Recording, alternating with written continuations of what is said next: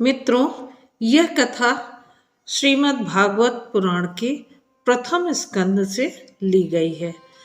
महाराज युधिष्ठिर महाभारत का युद्ध जीतने के उपरांत अत्यधिक दुखी थे, क्योंकि राजा बनने के लिए वे करोड़ों लोगों की मृत्यु का कारण बन गए थे। भगवान श्री कृष्ण युधिष्ठिर महाराज के हृदय में परमात्मा रूप में विराजमान थे और वे चाहते तो उन्हें शिक्षाएं देकर सरलता से शांत कर सकते थे, परंतु श्री कृष्ण चाहते थे कि युधिष्ठिर को वह शिक्षाएं मृत्युशैया पर लेटे भीष्म पितामह द्वारा मिले, और इसलिए सब लोगों द्वारा सांत्वना दिए जाने पर भी महाराज युधिष्ठिर का मन शांत नहीं हो पाया था। इस कार्य द्वारा भगवान अपने शुद्ध भक्त भीष्म का गुणगान करना चाहते थे, जिससे आने वाले समय में सब कह पाए कि जो कार्य स्वयं भगवान नहीं कर पाए वह भीष्म पितामह ने कर दिया। श्री कृष्ण पांडवों के प्रति भीष्म के अगाध स्नेह से परिचित थे। भीष्मदेव को आनंद प्रदान करने के लिए श्री कृष्ण महाराज युधिष्ठिर की अगुवाई में एक विशाल राजसी जुलूस के साथ युद्ध भूमि पर पहुंचे, जिससे पितामह अपने प्रिय पौत्रों की समृद्धि को देखकर प्रसन्न हो सके। इस प्रकार व्यासदेव एवं धौम्य जैसे अनेक ब्राह्मणों एवं ऋषियों के साथ भगवान श्री कृष्ण एवं पांडवगण युद्ध भूमि में उस स्थान पर पहुंचे जहां पितामह भीष्म शरशैया पर लेटे हुए थे। इस समागम के दर्शन तथा भावी चर्चा को सुनने के लिए वहां पहले से ही श्रील नारद मुनि, श्रील सुखदेव गोस्वामी और परशुराम सहित अनेक ब्रह्मर्षि, देवर्षि और राजर्षि उपस्थित थे। अपने अपने रथों से उतरकर भगवान श्री कृष्ण और पांडवों ने पितामह के चरणों पर नमन किया। उन्हें देखकर भीष्मदेव ने अत्यंत शिष्टता पूर्वक सबका अभिवादन किया और पूरे आदर सम्मान के साथ परम भगवान श्री कृष्ण की पूजा की। अपने निकट शोकातुर पांडवों को चुप बैठा देखकर भीष्म ने स्नेह की भावनाओं से द्रवीभूत होकर और जैसे ही उन्होंने कहना शुरू किया, उनकी आंखें आंसुओं से भर उठी। भीष्म जानते थे कि महाराज युधिष्ठिर महाभारत युद्ध में हुए भीषण हत्याकांड से अत्यंत व्यथित हैं, इसलिए उनकी ओर देखते हुए उन्होंने कहना आरंभ किया, ओह, तुम जैसे भद्र आत्माओं को भी अपनी माता सहित कितने भयावह अन्यायों और अत्याचारों से गुजरना पड़ा, परंतु चूंकि तुम सदैव परम भगवान ब्राह्मणों तथा धर्म द्वारा संरक्षित थे, इसलिए हर बार सुरक्षित बच गए। मेरे मत में जो कुछ भी हुआ है वह अटल काल के नियंत्रण में हुआ है, और यह काल भगवान के हाथों में एक यंत्र है। इसलिए अंततः जो कुछ हुआ उसमें भगवान की ही इच्छा थी। यहाँ तक कि बड़े बड़े ऋषि मुनि भी भगवान की योजनाओं को नहीं समझ पाते। इसलिए हे तात युधिष्ठिर, निराश होने के स्थान पर तुम भगवान की परम इच्छा को स्वीकार करो और संपूर्ण पृथ्वी के सम्राट बनकर निस्सहाय प्रजा का पालन करो। भगवान श्री कृष्ण मूल नारायण हैं, परंतु चूंकि वे एक मनुष्य का अभिनय कर रहे हैं, इसलिए हम सब उनके कार्यों से भ्रमित हैं। भगवान सबके प्रति समान रहते हैं, परंतु चूंकि मैं उनका निष्ठावान सेवक हूँ, इसलिए मेरी मृत्यु की इस घड़ी में मुझ पर अपनी विशेष कृपा दिखाने के लिए वे स्वयं यहाँ आए हैं।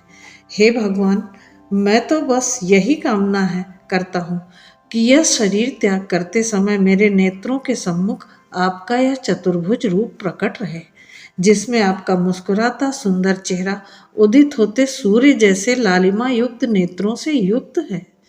भीष्मदेव के शांत होने के पश्चात महाराज युधिष्ठिर ने विभिन्न धर्म सिद्धांतों पर उनसे प्रश्न पूछने आरंभ किए।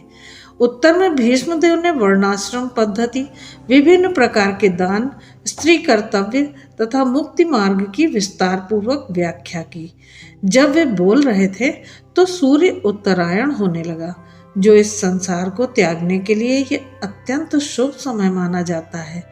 इस प्रकार भीष्मदेव, जिन्होंने जीवन भर सहस्त्रों विषयों पर चर्चा की थी और जिन्हें अपने पिता से इच्छा मृत्यु का वरदान प्राप्त था, वे शांत हो गए। उन्होंने अपने मन को अन्य सब स्थानों से खींच लिया और खुले नेत्रों के साथ अपने सम्मुख खड़े भगवान श्री कृष्ण पर केंद्रित कर दिया। एकाग्रचित्त होने के कारण भीष्मदेव की इंद्रियां शांत हो गईं और वे बाणों से हुए घावों की पीड़ा से पूर्ण रूप से मुक्त हो गए। अपने शरीर को त्यागने की तैयारी करते हुए भीष्मदेव ने प्रार्थना की, हे भगवान, अब तक मैंने अपनी विचार, अनुभव तथा इच्छा शक्ति को विभिन्न कार्यों में संलग्न रखा हुआ था। अब मेरी यही इच्छा है कि मैं इसे सर्वशक्तिमान, एकमात्र सर्वशक्तिशाली भगवान के प्रति समर्पित कर दूं। यद्यपि वे स्वयं में संतुष्ट रहते हैं, परंतु भक्तों के नायक होने के कारण वे कई बार इस भौतिक संसार में अवतार लेकर दिव्य आनंद का उपभोग करते हैं। मेरी कामना है कि त्रिभुवन में प्रत्येक व्यक्ति को आकर्षित करने वाला उनका यह परम सुंदर देह मेरे ध्यान की एकमात्र वस्तु बने, जिससे मैं भौतिक सुख की समस्त इच्छाओं का त्याग कर सकूं। कुरुक्षेत्र की युद्ध भूमि में अर्जुन का रथ हाँकते हुए भगवान श्री कृष्ण के केश घोड़ों की चापों से उड़ी धूल लगने से धूसरित हो गए थे और कठिन श्रम के कारण उनका चेहरा पसीने की बूंदों से नम हो गया था। परंतु मेरे तीक्ष्ण बाणों द्वारा किए गए घावों सहित वे अपने शरीर पर पड़े इन सब आभूषणों का आनंद ले रहे थे। वास्तव में वे घाव श्री कृष्ण को उतना आनंद दे रहे थे जितना आनंद रति क्रीड़ा के दौरान प्रेमी प्रेमिका को आता है। अर्जुन की आज्ञा का पालन करते हुए भगवान श्री कृष्ण ने युद्ध भूमि में प्रवेश किया और अपनी दया भरी दृष्टिपात से शत्रु सेना की आयु को क्षीण कर दिया। मेरा मन सदा उन भगवान श्री कृष्ण पर केंद्रित रहे। मेरी प्रतिज्ञा पूरी करने के लिए भगवान ने स्वयं अपनी प्रतिज्ञा तोड़ दी।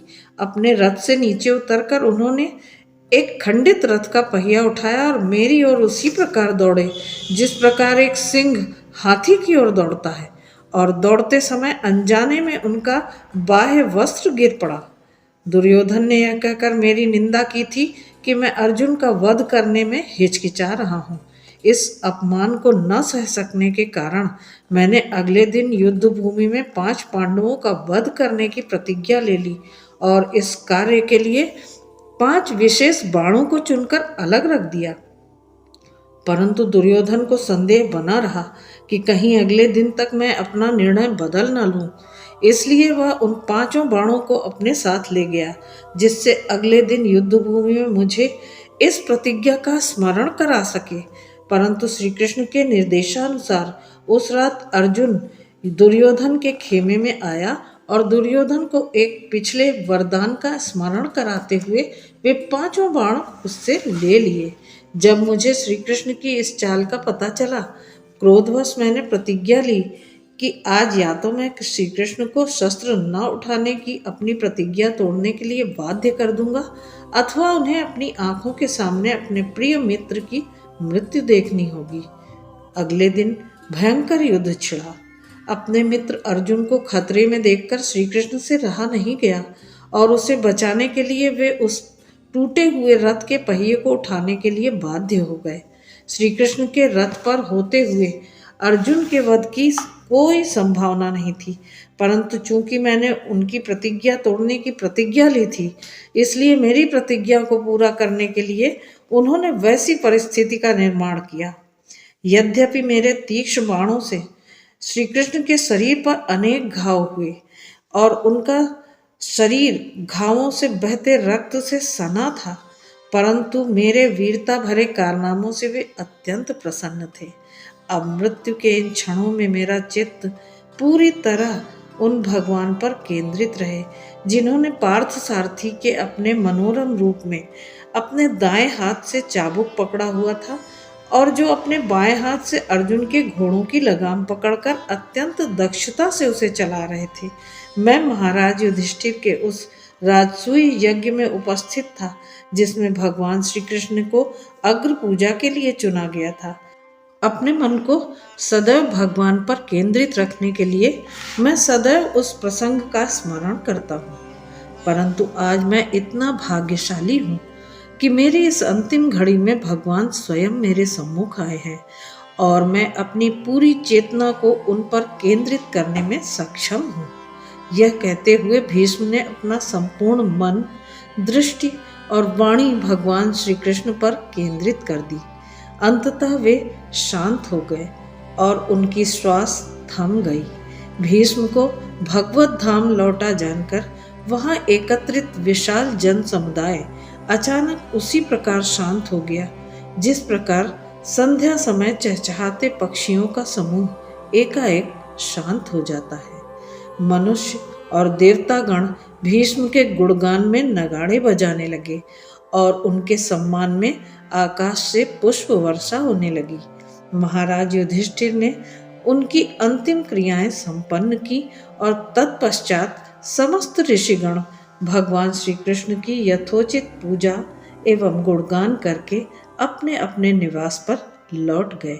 अपने भाइयों तथा भगवान श्री कृष्ण के साथ महाराज युधिष्ठिर भी हस्तिनापुर लौट आए और वहां अपने वृद्ध ताऊ धृतराष्ट्र एवं ताई गांधारी को सांत्वना देने लगे। मित्रों, श्रीमद् भागवतम के पहले स्कंद में वर्णित भीष्म पितामह के देह त्याग से संबंधित यह कथा आपको कैसी लगी, मुझे कमेंट करके अवश्य बताइएगा। और अगर मेरे चैनल को आपने सब्सक्राइब ना किया हो तो ऐसी ही अद्भुत कहानियाँ, पौराणिक कथाएं, आध्यात्मिक कथाएं सुनने के लिए आप मेरे चैनल को सब्सक्राइब कर लीजिए। और फिर मिलते हैं अगले वीडियो में किसी नई कथा के साथ। तब तक के लिए आप सभी को नमस्कार। ओम नमो भगवते वासुदेवाय।